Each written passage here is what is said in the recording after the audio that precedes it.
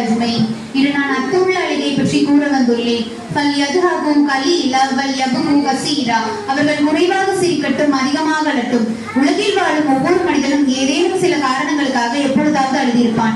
எதற்காகவும் எப்பொழுதும் அழுததில்லை என்று எந்த மனிதனாலும் சொல்ல முடியாது. உலகத்தில் நாம் வாழும் போது நாம் அழுத அழுகை நம் மறுமை வாழ்க்கைக்கு பயன் தருமா என்று நாம் சிந்திக்க வேண்டும். அழுகை என்பது இரண்டு வகை. ஒன்று உலக சம்பந்தப்பட்ட காரியங்களுக்காக அழுவது, மற்றொன்று மறுமை வாழ்க்கை சம்பந்தப்பட்ட காரியங்களுக்காக அழுவது. ஆனால் இன்று சில முஸ்லிம்களின் அழுகை பெரும்பாலும் உலக சம்பந்தப்பட்ட காரியங்களுக்காகவே இருக்கிறது. அதாவது தனக்கு ஏற்படும் துன்ப துயரங்களுக்கும் தம்மை சார்ந்தவர்களின் மரணம் மற்றும் துன்ப துயரங்களுக்காக மட்டுமே அழுகிறார்கள். ஆனால் தாம் செய்த சிறிய பெரிய பாவங்களை எண்ணி அல்லாஹ்வை அஞ்சி அழுவதில்லை. மேலும் தன்னுடைய மறுமை வாழ்க்கையை எண்ணியும் அழுவதில்லை.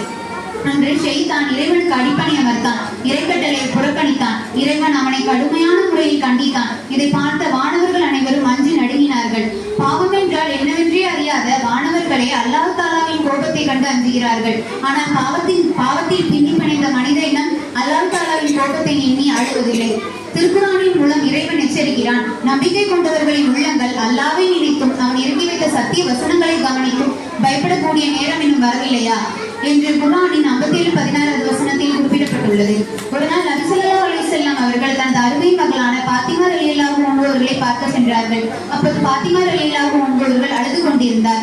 அப்போது மகளின் நிலையை பார்த்தார்.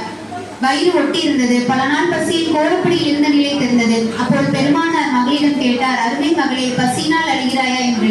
அதற்கு பாத்திமா ரலியல்லாஹு அன்ஹா அவர்கள் சொன்னார்கள், நான் பசியின் கொடுமையால் அழவில்லை. நீங்கள் தான் கூறினீர்கள், நின்று தொழுதால் 100 நன்மை, உட்கார்ந்து தொழுதால் 40 நன்மை என்று. இன்று நான் நின்று தொழ முடியவில்லை என்று அழுகிறேன் என்று கூறினார். மகளின் பேச்சை கேட்ட நபி ஸல்லல்லாஹு அலைஹி வஸல்லம் அவர்களும் அழுதார்கள். ஆனால் இன்று நாம் தொழாமல் இருப்பது பெரும் பாவம் என்று நினைப்பதில்லை. தொழாமல் இருப்பது அல்லாஹ் கோபத்தை ஏற்படுத்தும் என்றும் அஞ்சி அழுவதில்லை. அன்று பாத்திமா ரலியல்லாஹு அன்ஹா அவர்களின் அழுகை மறுமை பற்றியிருந்தது. இன்று சிலர் உலக வாழ்க்கை முழு குறிக்கோளாக இருக்கிறது. அதனால் தான் துன்பம், வறுமை, நோய், நஷ்டம், தொழில் போன்றவைகளை எல்லாம் கொண்டு பயந்து அழுகிறார்கள். மேலும் தொழுகையாளர்களில் சிலர் கை கால் வலிக்கிறது, உடல் களைப்பாக இருக்கிறது, மூட்டு வலி, முதுகு வலி என்றெல்லாம் காரணம் கூறி உட்கார்ந்து தொழுது தமக்கு கிடைக்க வேண்டிய முழு நன்மையை குறைத்துக் கொள்கிறார்கள். இவ்வுலகில் எங்கு பார்த்தாலும் அல்லாஹ்வை பற்றியும் சுவனம் நரகம் பற்றியும் அத்தாட்சிகள் அதிகம் உண்டு. மறுவுலக வாழ்க்கை நிரந்தரமானது. ஆகவே மறுவுலக வாழ்க்கையை எண்ணி அஞ்சி அழுவதே அர்த்தமுள்ள அழுகையாகும். அல்லாஹ்வின் மீது உள்ள பயத்தினால் வரும் அழுகை ஈமான் உயர்வதற்கான அடையாளம். குர்ஆன் ஓத கேட்டு அழுவது இதய சுத்தத்தின் அறிகுறி. உலக துயரங்களில் அழுவது பரீட்சை, அல்லாஹ்விடம் திரும்ப செல்லும் வாய்ப்பு.